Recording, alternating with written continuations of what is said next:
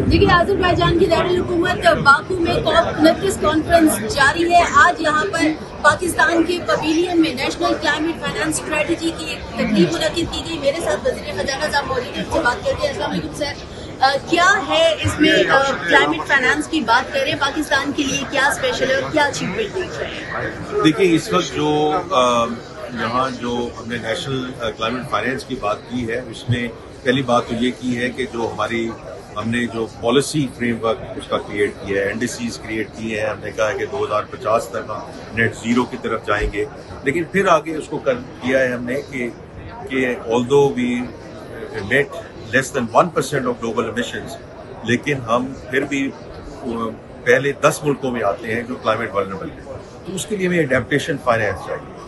उस सिलसिले में यहाँ सारी बात हुई कि मल्टीलैटरल सपोर्ट क्या होगी, पब्लिक प्राइवेट पार्टनरशिप के फ्रेमवर्क में क्या चीज़ हमें अवेलेबल होगी, और इसके अलावा जो हमने ग्रीन टेक्सोनॉमी की बात की है और जो हमने आगे इंटरनेशनल कैपिटल मार्केट्स में जाना है, ये सारे वो एवेन्यूज़ हैं जो आज यहाँ एक्सप्लोर हुए हैं।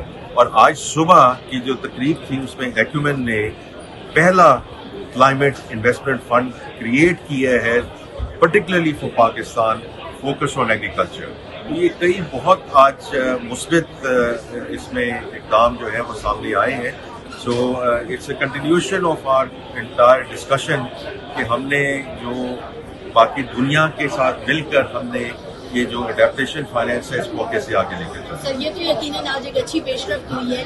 तहम COP29 में मजीद पाकिस्तान की क्या अचीवमेंट देख रहे हैं और ग्रीन फाइनेंसिंग में पाकिस्तान को कहाँ देख रहे हैं? देखिए, ग्रीन फाइनेंसिंग में तो इंशाल्लाह देखिए हमें जो इस वक्त फोकस करना है ना, वापस back into our own country is capacity building to come up with investable bankable projects, क्योंकि फाइनेंसिंग अवेलेबल है फ्रॉम डिफरेंट इदारों के साथ मिलके।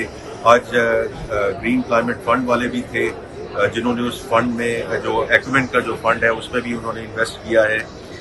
तो फाइनेंसिंग इंशाल्लाह हमें अवेलेबल होगी, but the ball is in our court कि हमने इन्वेस्टमेंट बैंकेबल प्रोजेक्ट्स लेकर आने हैं जिसके बेसिस पे जाके हम ये इंटरनेशनल फाइनेंसिंग लेकर आए। और देखिए, मैं आपको रिमाइंड करवाना चाहता हूँ कि आज से 3-3.5 साल पहले Pakistan already dead inaugural green bond जो वापडा का बॉन्ड था, उसमें $500 मिलियन उसमें गवर्नमेंट को और वापडा को मौसूल हुए थे, लेकिन उसकी जो ऑर्डर बुक थी वो $3 बिलियन थी। तो इसलिए इस वक्त जो सबसे बड़ा हमारा फोकस होना चाहिए वो कैपेसिटी बिल्डिंग पे होना चाहिए। सर, लास्टली मेरा आपसे सवाल है कि हर साल हमें बहुत से जो क्लाइमेट हैजर्ड्स हैं उनका सामना होता है, सैलाब भी होते हैं।